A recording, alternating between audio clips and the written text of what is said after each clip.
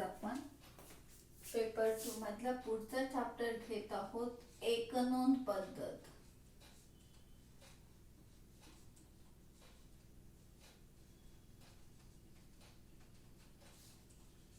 Single entry system. Single entry system एकनोंद पद्धत. पूर्वीच्या काळी म्हणजे औद्योगिक क्रांती होण्याच्या पूर्वी जवळपास सगळेच लोक एकनोंद पद्धतीचा वापर करत होते. परंतु जसजशी औद्योगिक क्रांती झाली म्हणजे उद्योगांचा विकास होत गेला, त्यांच्या आवश्यकतेनुसार मग द्विनोंद पद्धतीचा शोध केला गेला. अभ्यासानंतर द्विनोंद पद्धती अंमलात आणल्या गेली आणि या सर्वत्र द्विनोंद पद्धतीचा अवलंब केला जात आहे. परंतु त्याच्या आधी सर्वजण एकनोंद पद्धतीचाच वापर करत होते. एकनोंद पद्धतीमध्ये फक्त वैयक्तिक लेखे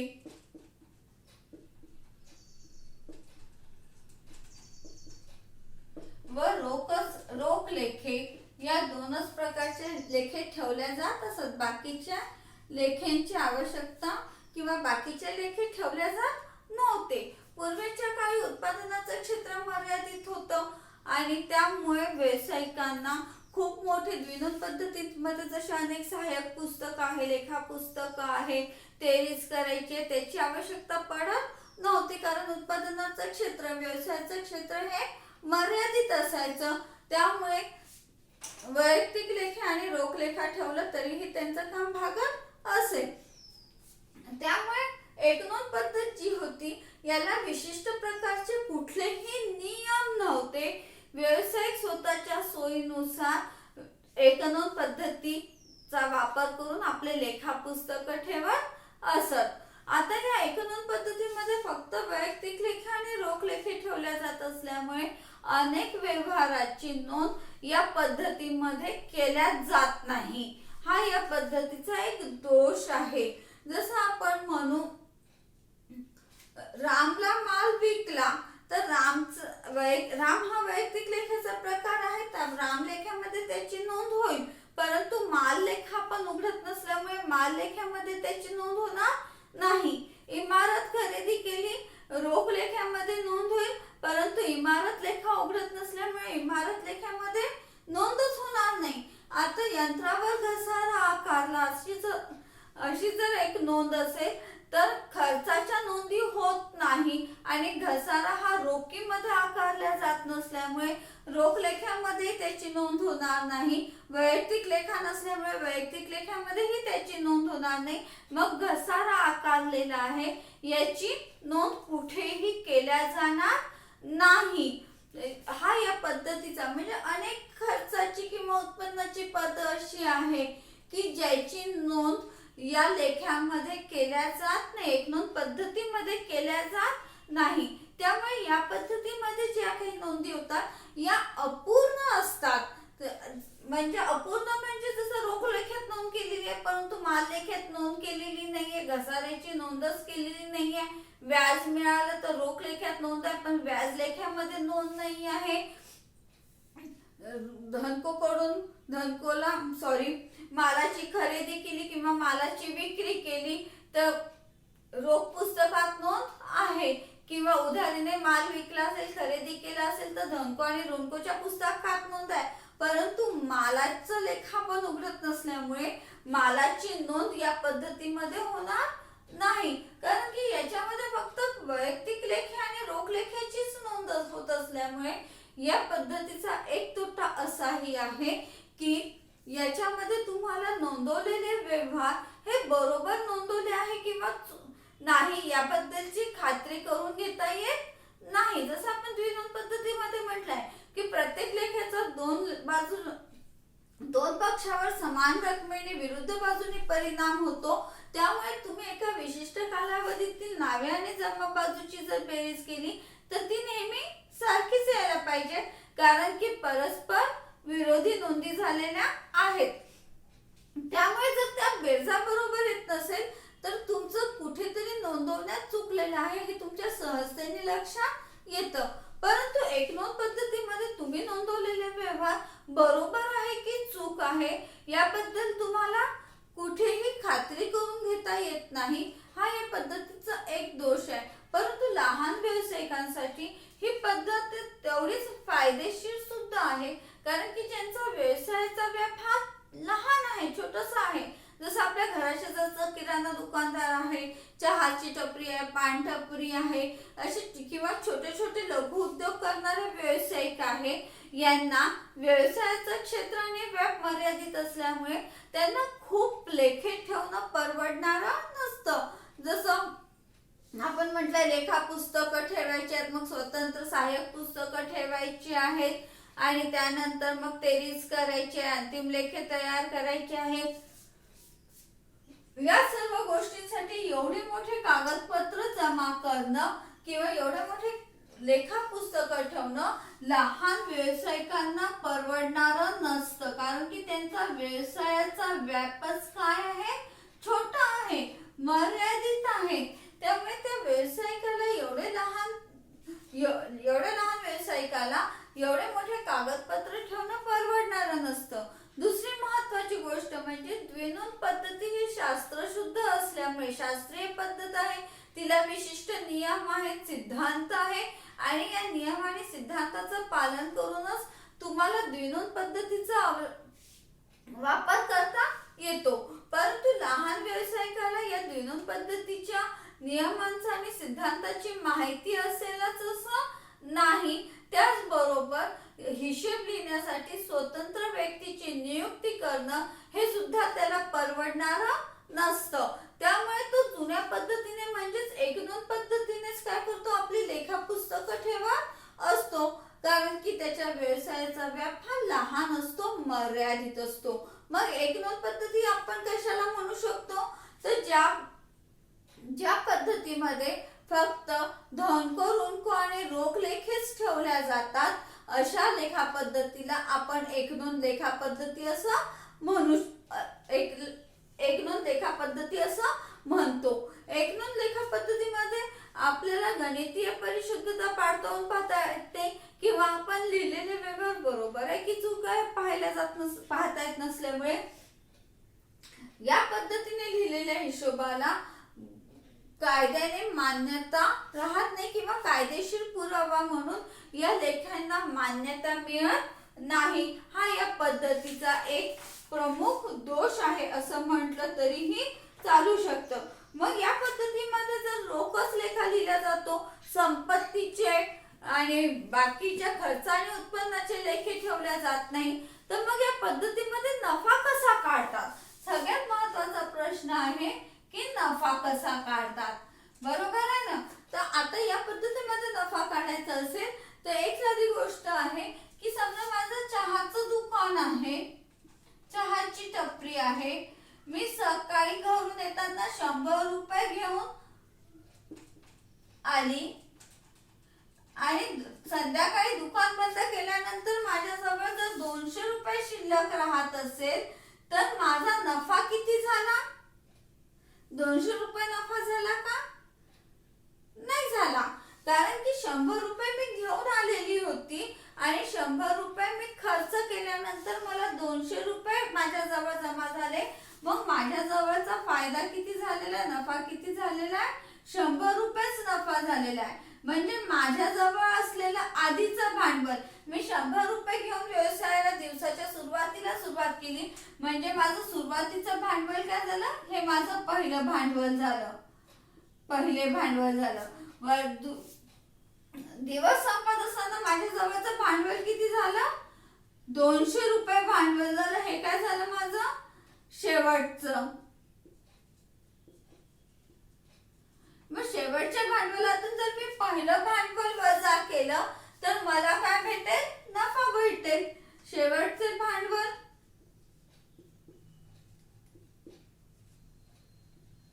मायनस सुरुवातीचे भांडवल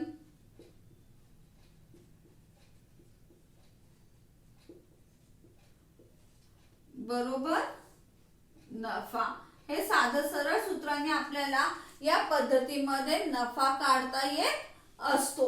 आता हा नफा काढत असताना किंवा आपल्याला सगळ्यात आधी गणितामध्ये जर भांडवल दिलं नसेल तर काय करायचं, हे महत्वाचा मुद्दा आहे की आपण नफा कसा काढायचा हे शिकलोय की एखादा दुकानदार, एखादा लहान व्यावसायिक सकाळी किंवा वर्षाच्या सुरुवातीला, दिवसाच्या सुरुवातीला वर्षाच्या सुरुवातीला जे भांडवल घेऊन व्यवसाय सुरू करतो आणि वर्षाच्या शेवटी किंवा दिवसाच्या शेवटी त्याच्याजवळ जो काही पैसा शिल्लक असतो, या दोघांची वजाबाकी केली तर त्याला नफा मिळतो, बरोबर आहे ना. परंतु हा नफा मिळवण्यासाठी तुम्हाला सुरुवातीचं भांडवल आणि शेवटचं भांडवल माहित असणं अत्यंत आवश्यक आहे. आता आपण चहाची टपरी आहे म्हणून त्याच्याजवळ खूप प्रकारची संपत्ती नाही आहे, त्याच्यावर कर्ज नाही असं आपण गृहीत धरून हा या प्रकारचा सोपा व्यवहार बघितलेला आहे. पण जर व्यवसायाचं स्वरूप अगदी एखादा किराणा दुकानही असेल किंवा त्याच्यापेक्षा थोडंसं मोठ्या स्वरूपाचं दुकान असेल तर तो दुकानदार उधारीने वस्तूची खरेदी करतो, उधारीने मालाची विक्री करतो, त्याचं स्वतःचं दुकान असतं, दुकानामध्ये फर्निचर असतं, त्यांनी कर्ज काढून व्यवसाय सुरुवात केलेला असतो. अशा अनेक प्रकारचे गोष्टी त्याच्या व्यवसायामध्ये असतात, कारण की प्रत्येक वेळेस तो कॅश आणून, रोख पैसा आणून भांडवल सुरू करेल असं नाही. जसं मी म्हटलं 100 रुपये आणले, ठीक आहे, छोटस चहाची टपरी आहे, पानाची टपरी आहे, तर आपण या प्रकारचा हिशोब करू शकतो. परंतु सर्वच व्यवसायाचं स्वरूप हे एवढं लहान नसल्यामुळे आपल्याला भांडवल काढत असताना काय करावं लागेल, तर आपल्या जवळ असलेली संपत्ती, त्याच्यातून आपल्याला असलेलं कर्ज म्हणजे आपली देयता जर वजा केली तर आपल्याला भांडवल भेटेल. आपण सगळेजण ताळेबंद शिकलेलो आहोत, बरोबर आहे ना. ताळेबंदाच्या दोन्ही बाजूची बेरीज सारखी असते आणि ताळेबंदामध्ये देयता बाजूला पहिलं पद कुठलं असतं, तर कुठलं असतं, भांडवल असतं. तर संपत्ती बाजूला सर्व संपत्तीचे पद दिलेले असतात. आता या संपत्तीतून आपण जर देयता वजा केली तर आपल्याला काय भेटणार आहे, भांडवल भेटणार आहे. मग ज्यावेळेस आपण संपत्तीतून देयता वजा करतो आहोत तर त्याच्यासाठी आपल्याला एक विशिष्ट विवरण आपल्या जवळ असणं अत्यंत आवश्यक आहे. आपण द्विनोंद पद्धतीचा वापर करत नसल्यामुळे म्हणजे आपल्याला ताळेबंद ठेवता येणार नाही. तर ताळेबंद किंवा नफा तोटा लेखा आपण उघडलेला नसल्यामुळे इथे आपण अवस्था विवरण तयार करतो.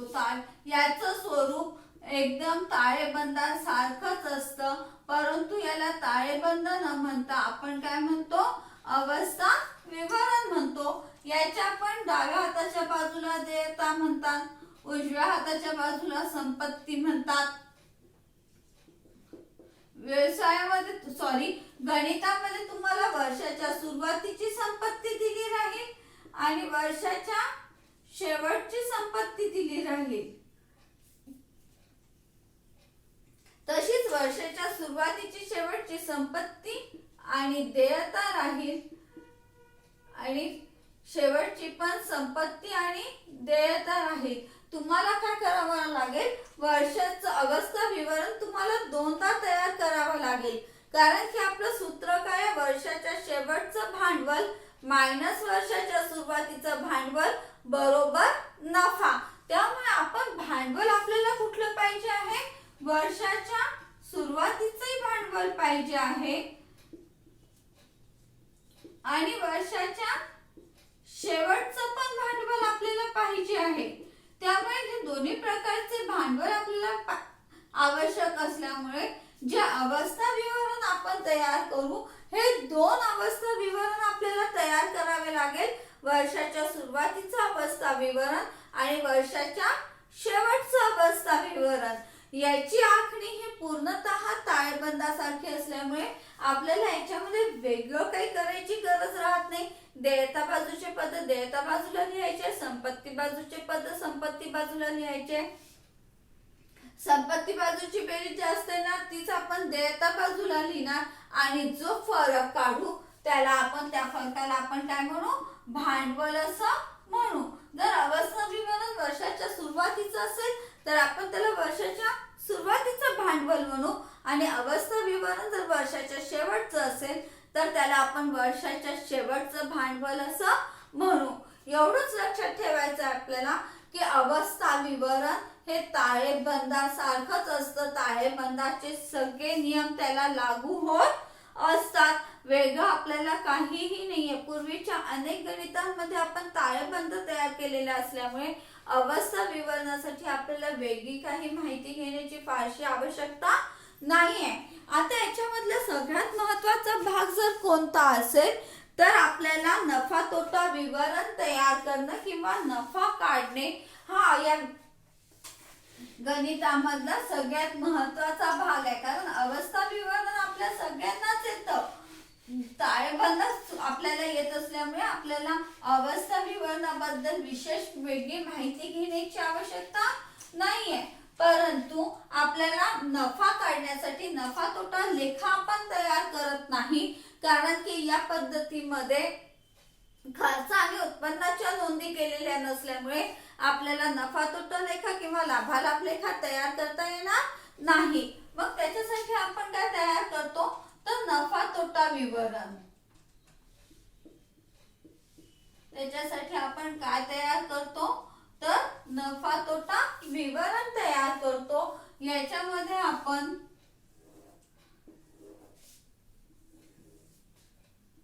विवरण राशी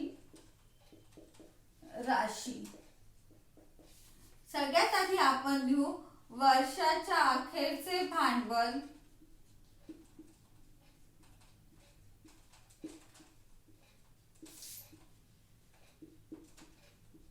जसं आपण लाभाचं समाधान विवरण सोडवताना आपला जो परफॉर्मा होता तो फिक्स होता तसंच याचा सुद्धा आहे. वर्षाच्या अखेरचे भांडवल प्लस मध्ये आहरण किंवा यालाच आपण उचल असं म्हणतो. आहरण ऑब्लिक उचल. त्यानंतर याच्यामध्ये आपण पद प्लस करणार आहोत.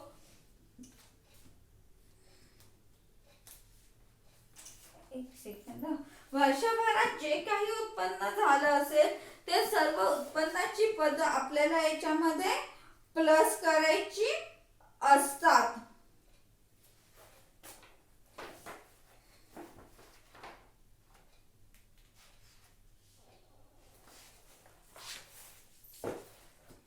वर्षभरामध्ये जे काही उत्पन्न मिळालेलं असेल ते उत्पन्न देखील याच्यामध्ये आपल्याला प्लस करावं लागत असतं. एक सेकंद फक्त. त्यानंतर प्लस होणारी पद कुठली आहेत आपली आपण बघूया. वर्षभरात जे काही उत्पन्न झालं असेल वर्षभरात जे काही उत्पन्न झालं वर्षातील उत्पन्न किंवा नफा जो काही झाला असेल तो सगळं आपल्याला काय करायचं याच्यामध्ये प्लस करायचा आहे.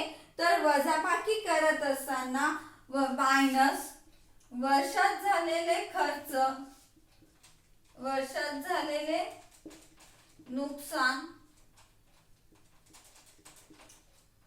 किंवा खर्च वर्षात झालेले नुकसान किंवा खर्च किंवा नुकसान आपण काय करू मायनस करू. त्याच्यातच मायनस आपण करू वर्षाच्या सुरुवातीचे